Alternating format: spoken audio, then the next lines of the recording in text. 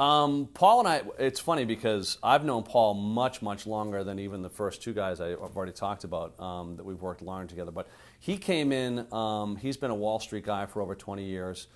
He lived through the nightmare of 9/11. He and I went to college together, so we go all the way back to the early 80s. Paul Killeen was somebody that Ed had known for many, many years. Actually went to college together, and he had worked 25 years down on Wall Street.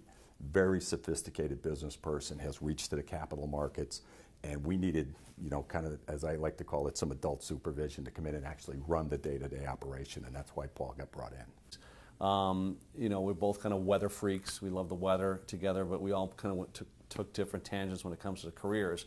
Paul wanted to go actually make some money, so he moved to New York with his brothers. I got involved, or the relationship from VizConnect to where we are now evolved when Ed came into the New York City for a conference in Midtown on basically social media and where the whole world is shifting towards mobile devices and things like that. The timing was right. So he was talking about building this thing, and then he says, hey, we need some guys to help build it and this and that. And it kind of went from there. Story? Paul has got a tremendous dry sense of humor. And in one of our early funding rounds, he brought me down to Wall Street to meet with a bunch of people he worked with and try to put some money together for us.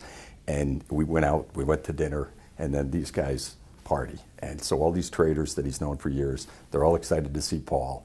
And they're all going to go out, and they've got car services, and they're going from one place to the next. And Paul came over to me about 11 o'clock, and he said, get in the car service, get them back to the hotel.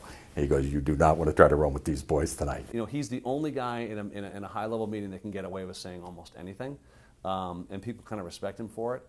Unlike me, I just throw my mouth and it gets me in trouble. Paul always gets away with it. So I can't remember the specific lines, but he'll say something like, boy, that guy jumped on that idea like a 3-2 fastball. I mean, he has these little one-liners that's pretty funny. So he keeps it light.